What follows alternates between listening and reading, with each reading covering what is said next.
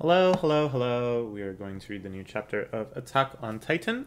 I believe this is the penultimate chapter. There's only going to be one more after this. Pretty crazy. I've been reading this series for a long, long time.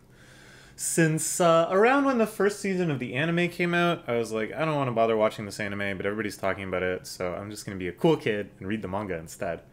I think like when I got caught up, it was the arc where they're like in this fortress and the Beast Titan is besieging them, and there's a little mystery of why can Ymir read the writing? What is this canned fish product? And of course, we didn't find that out for years and years and years about how that made sense. So I've been reading this for a long, long time. It's kind of surreal that it's actually coming to a close. But I'm excited to share these final chapters with you and to share my excitement and to share my analysis. The last one ended with a lot of big climaxes. The rumbling, at least for the moment, has stopped. I'm not sure if that is because the ancestor Ymir was convinced that life is worth living after Armin and Zeke and a bunch of other Eldian souls or something had this little meetup and kind of shared their happiness with one another, their gratefulness at being born and being able to experience life as imperfect as it was. The rumbling has stopped. Regardless, I don't know if that's why or if, I don't know, some other kind of mechanical thing happened. It might also have something to do with Aaron's resolve wavering. He did have his head blown off just now. That was after the rumbling stopped, though. And then the mysterious titanization tentacle squirmed out as gross and wriggly as ever, and Reiner like tackled it, which was wild. Again, just the sheer physicality of this bizarre light centipede, which is the origin of all of the mysteries in the series. The fact that it is so physical that Reiner can just grab it and squeeze it and struggle with it. Is really, really interesting to me. And then at the end, a massive explosion. My cat is here. Can I get your little eye mover, please? No? Okay. You want to be a little more calm. What are you so excited about? That Armin is titanifying and detonating the gigantic colossal titan explosion. Between that and Aaron's head getting chopped off, it might be it for the founding titan here. So what the heck is going to happen next? Goodbye, Aaron, he says. This one is called A Long Dream. We cut to a crying baby and the crowd of Eldians here in the evacuating Marley being shoved to the end of the cliff like lemmings, and then they stop. And not only have the wall titans stopped advancing, they're like slumping over, they're taking a knee, they're collapsing. It's not really clear why, because before they had just stopped. So it's not just that the rumbling has stopped, that they're awaiting further commands, but that something in them is breaking down, that they're actually collapsing under their sustained existence or something. Okay, so that's a sign that the rumbling isn't just going to start right back up. But the idea of these guys toppling over like dominoes, it's destructive in and of itself. Bones were blown away. Are you okay? The winged jaw titan is landing. The bones are disappearing. The rumbling stopped. So, just like we've seen with previous titan corpses, it melts away in this explosion of steam. Is Aaron dead? Okay. Then we get this Ackerman thing again, which for a while I was like, was that real, or was Aaron just saying that to manipulate her and to make her feel guilty and to try to prove to her that what she thought was her independent resolve was in fact her just kind of going along, like lying to her so that she questions her resolve, or was he telling the truth so that she questions her resolve? And it looks like it is the latter. It looks like this is an actual thing, the Ackerman curse or whatever. Okay. Can't believe that was the very last time we spoke. those words. That's right. That's how they left it. But I don't think this is going to be it for Eren. There's got to be some further ideological resolution. Even though it seems like the combat resolution has passed, I do kind of think this is maybe the end of the big battles. I don't know. But then again, like, are the last two chapters really just going to be talking? Seems maybe anticlimactic. But they have a lot of ground to cover in terms of ideology and lore. And the biggest one, of course, is explaining that time loop where people had knowledge of future events. Gabby runs off with her parents. Everyone freaking out, everybody yelling. Trying to reconnect, trying to reconvene. I think these are Falco's parents. They kind of look like it. There's Piek's father. Falco popping out of the Titan. So we have nothing to regret, but we did the right thing stopping the rumbling. Says, very convenient that everyone's family was right there. But I suppose they knew that their children were taking part in this insane operation, and so they kind of assembled themselves where they ought to be. But it's a real nice, quick, emotional roller coaster that we went from fearing death and intense Titan-on-Titan combat to tearful reunions, cathartically hugging and stuff. So you get all the way here from Liberia. Mr. Leonhardt led us here, your father, that is. Okay, so Annie's father's here too.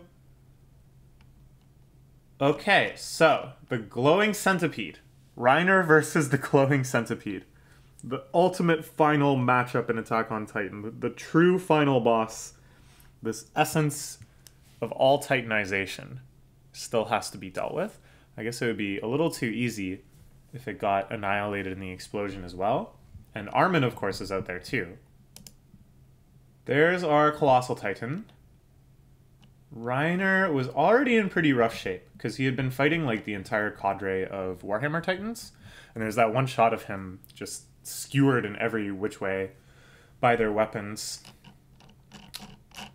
Armin looking weary. I suppose the Colossal Titan always kind of looks like that. This is, again, just the iconography of the Titans recurring throughout the series in new ways and stuff. This shot of the Colossal Titan climbing out of the crater has a lot of the same energy, of course, as when he first peeks up over the wall. But everything is so much more complexified now. Everything is so much more subverted 3 times over that now this is our friend. Now we are relieved to see Armin emerge in one piece. And that it has the same visual energy, and yet the emotional significance has almost completely 180'd. And he's okay. Okay, so that thing survived the blast. But again, it is just some physical thing. It got knocked into the side of the wall from the explosion. It looks like it's been knocked unconscious, perhaps. Well, it's going go, go, go, go, go, go, go, go, go. I don't know what's going go, go, go, go, go, go, go, go, go. But that's the sound effects. Oh, hey, kitty. You want to learn about Attack on Titan? Maybe the go, go, go, go, go, go, go is the Titans walking towards it? I don't know. No, I think it's the centipede. Is the centipede squirming around? Maybe the centipede is crawling up through the wall. I don't know. It's like, it's difficult. I think because there's going to be a lot of things crammed into this chapter, they can't go at it with the normal cinematicness in their paneling. I often praise the cinematic language of manga, how things from panel to panel emerge and can tell like a much more kinetic story than you would be able to with just like non-creative, non-directed things. So here's like a good counterexample that we have the Colossal Titan emerging, that's established. It's kind of like size and location is established. We have the Armored Titan in like the foreground. It's in pain, and then we cut back, everyone goes, Reiner! Oh, he's okay, he's okay. This shot of the Armored Titan getting to its feet and the Colossal Titan in the background, that like lines up with what we already know. But then, because it hasn't really been established, because it's just Connie shouting, hey, look, over there, We don't have a sense of like if this thing is moving, how far away it is, if these guys are heading towards it. The only clue is that we see the armored titan is like down in front of this fortress, and then we see them walking in some direction, so we assume they're walking towards the fortress, which is where we assume the centipede thing is, because it kind of looks like it. There's like the tower up there. I don't know. This isn't really worth belaboring. It's not like this series is usually really good at this sort of stuff, but it's a difficult panel to read, to understand the significance of. And then there's another explosion. Eren returns. Everyone assumes it's Eren, at least. Ooh, okay. Yet another form. This one much more suited for like one-on-one type combat.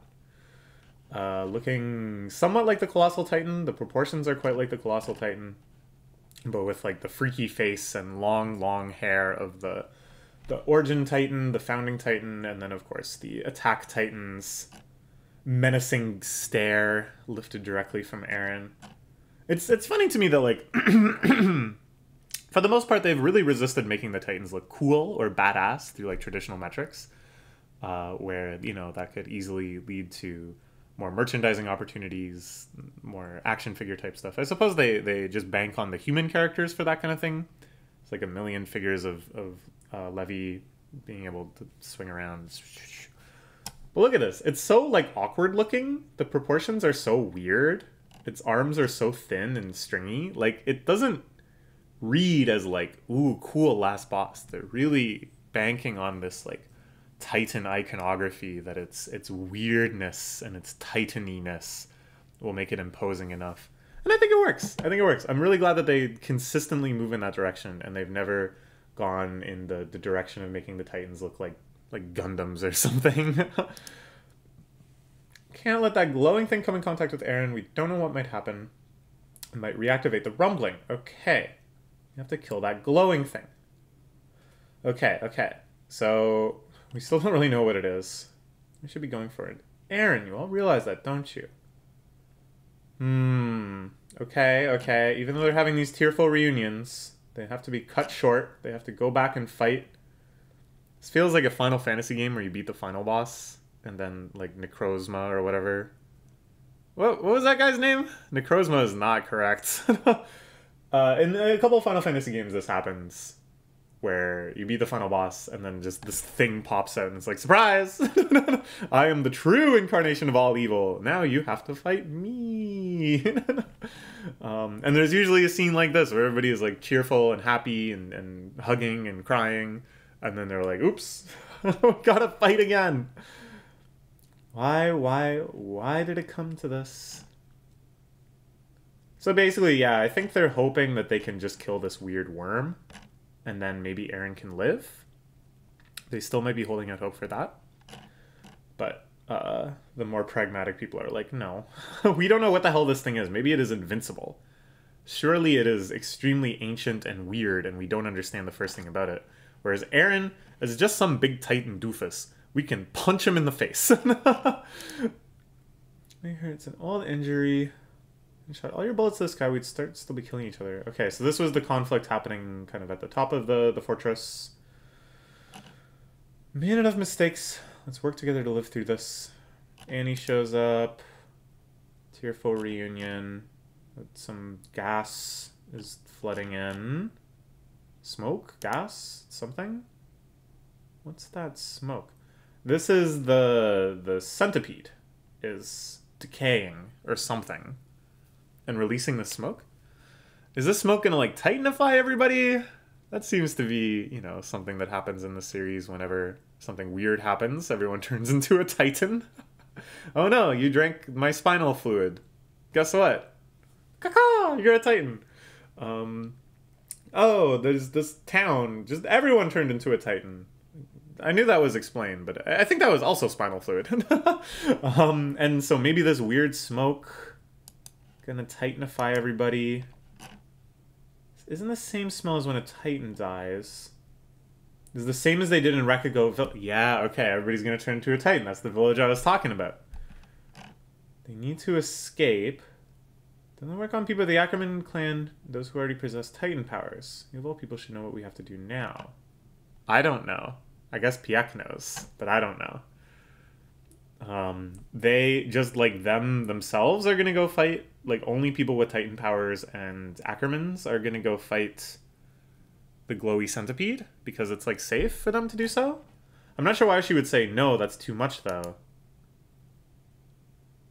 Okay, they fly off. Or is Levy saying, "Oh, we need to sacrifice all these people because we need to get out of here right now. They're gonna turn into Titans. It's gonna be chaos. It could be dangerous for us."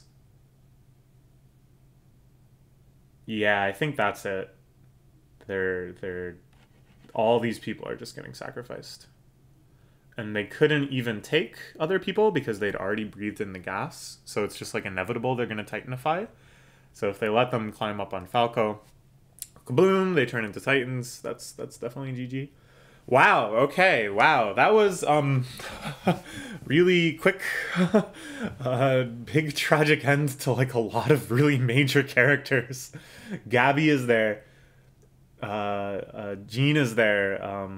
Connie is there. Everybody we just saw, these little snippets of their happy reunions, are just gonna die.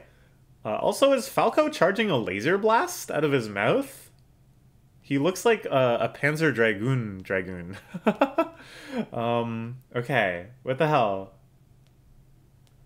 Let's leave the rest of our comrades because this is the end of the Survey Corps too. Do you remember, Jean?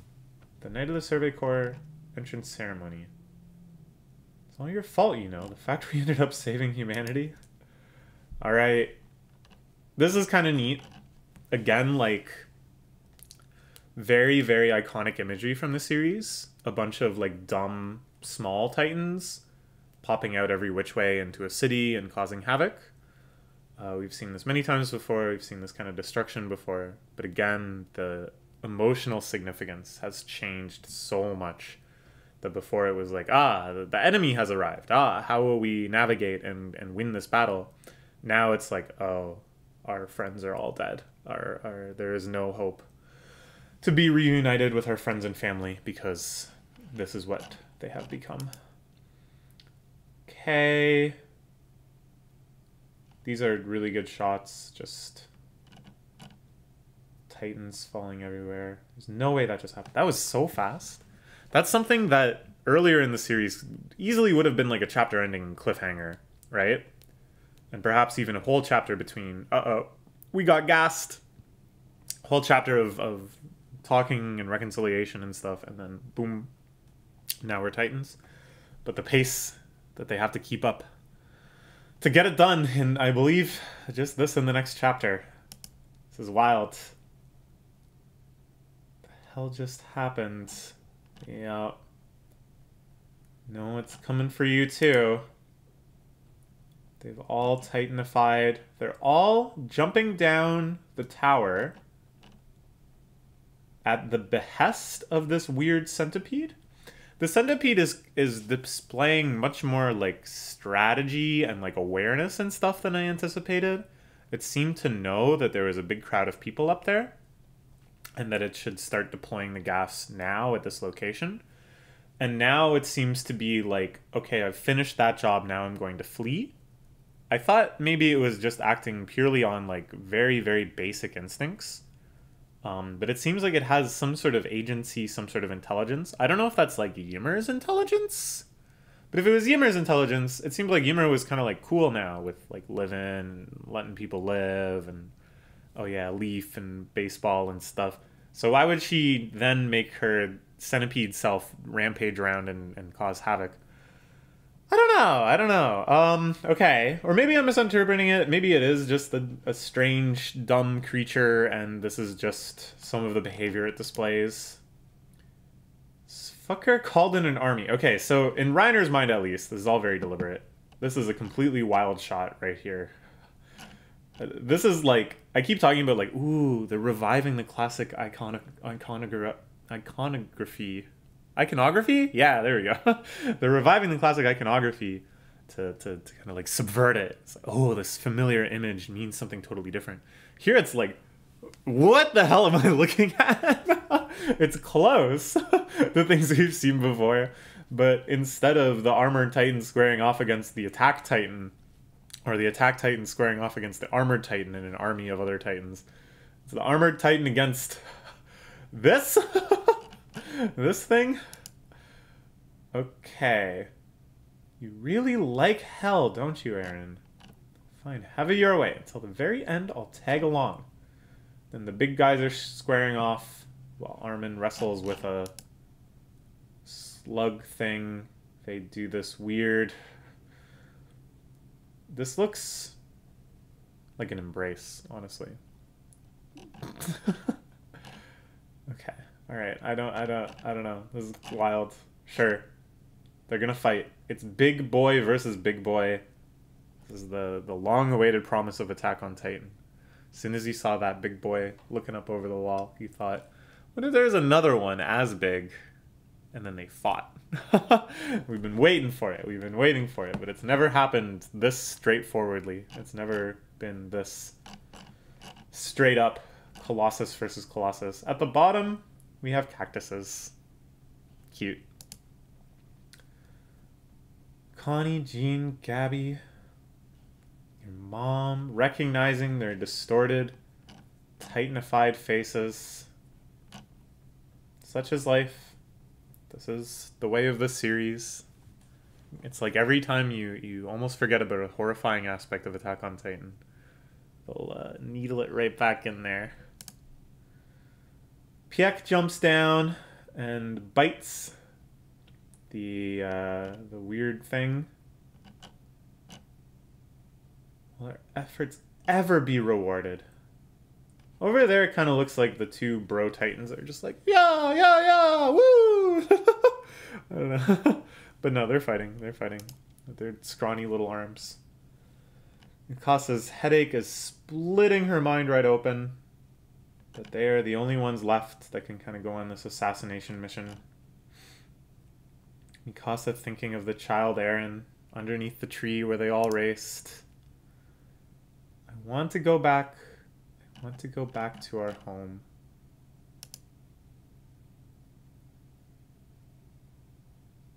Okay.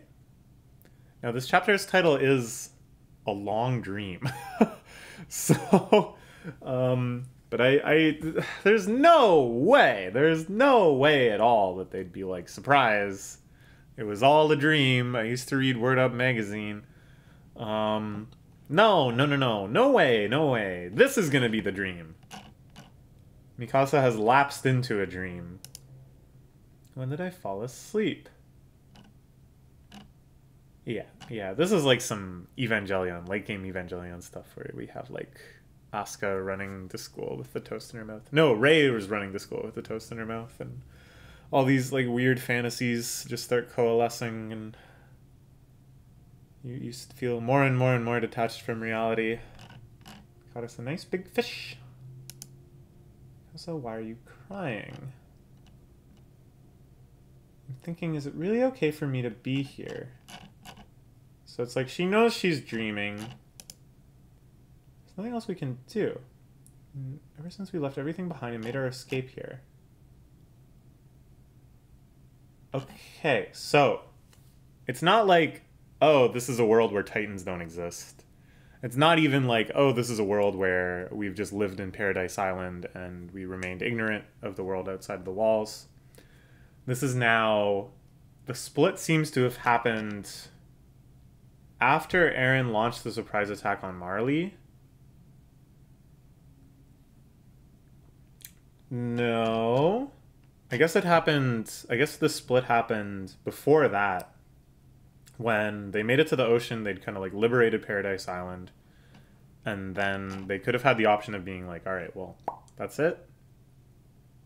But then, of course, they would know probably Marley will eventually invade and stomp us out. If we don't run, everyone will die. Armin is probably desperately looking for us. I could not drop the story into an endless hell, continue with the endless killing. Couldn't massacre all the people who lived outside the island either. All that was left for me was to live out my 4 remaining years in peace. Where there is no one else, just the 2 of us. Okay. It's kind of interesting that they chose to split this fantasy at that point. But I guess that was like the one opportunity they had for peace for any amount of time. Just as my adorable little cat has chosen to fall asleep. In this instance of peace, I'm choosing not to battle again against the gigantic parody of a cat called Pusheen. Metaphors. Yeah, I'm sorry, even though I promised not to talk about it. Promise me one more thing. When I die, throw away that scarf. Long life ahead of you, so forget about me and live your life free. Does she have a long life, though? Because, like, isn't Marley going to invade and just annihilate Paradise Island? I don't know.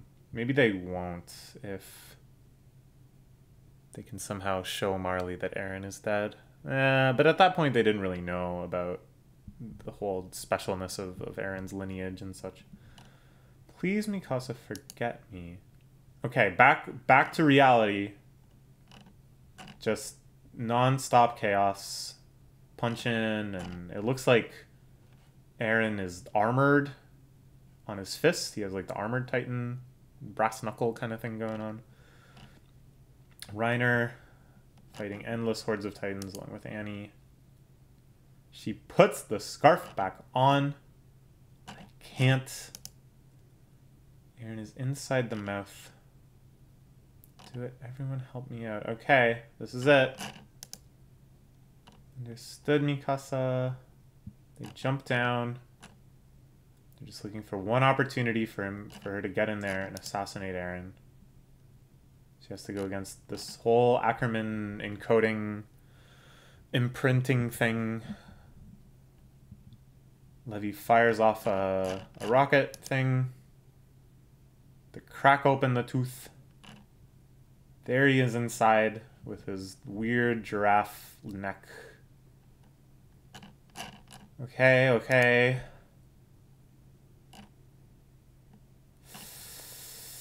Eren is perhaps accepting death in this moment.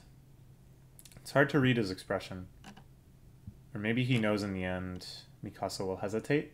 Nah, there's no way this chapter ends with Mikasa stopping the sword short. We're gonna turn the page and Eren's head's gonna be chopped off. That's my feeling. I don't know. Time to go, Eren. So in the fantasy too, his eyes become more and more sullen. His cheeks become zombified almost. Yeah. Alright. Okay. And there's Ymir. Imagine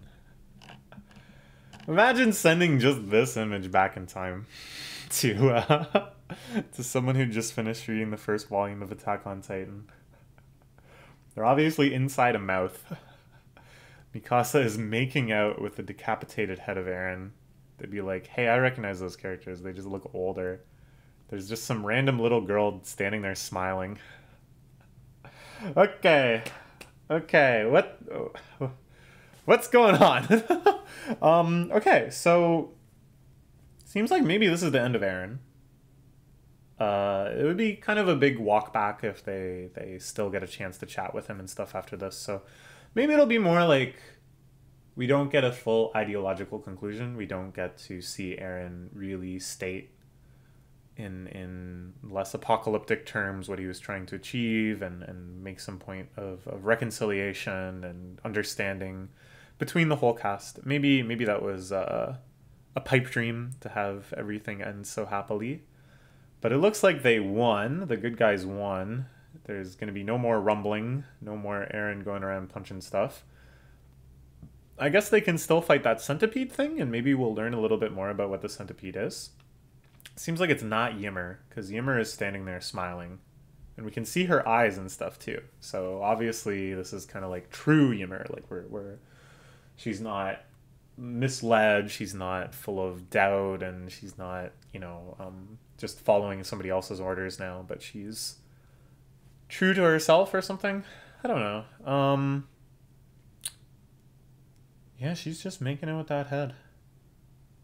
She just loves the Eren head. Wild. Okay, let's look forward to the conclusion, I think. Right? I remember reading somewhere that it was going to end in April. So I think the next one is the conclusion, but let me know if I'm wrong. Let me know if there's going to be more. Crazy, crazy. Okay, okay. Yeah, I don't know. Been reading this for so long. When I first picked it up, it was a pretty niche series. It wasn't like this gigantic juggernaut of like one of the most popular anime of all time, taking up all these slots on the IMDb top 100 episodes, the gigantic cultural phenomenon. It wasn't this huge point of controversy where people are trying to understand like the allegorical meaning of things, people painting it in all sorts of different lights. Most of which, I don't know, it's too much to get into now. I could talk about that at some length, but like, it's like obviously these people aren't reading the manga, and obviously they usually aren't even caught up on the anime because they have these sorts of readings they dislike it, which is like reasonable. But the series, it seems to be the overwhelming message is like there is no clear coherent ideology that is valid at all times. Every aspect, every faction, every character is shown to be extremely flawed. Is shown to be in conflict with themselves just as much as with anyone else. So I would call this series almost like a moral blank. Like there's certainly traits that are admired consistently, the heroism and courage and the ability to sacrifice yourself for the sake of others. But even those are sometimes kind of undermined, and we're encouraged to see them in like villainous characters as well. So I don't know, when I read like think pieces about this, when I see people debating about it on Twitter, I'm just kind of like you're looking for something that is there, but there's a lot of other stuff too.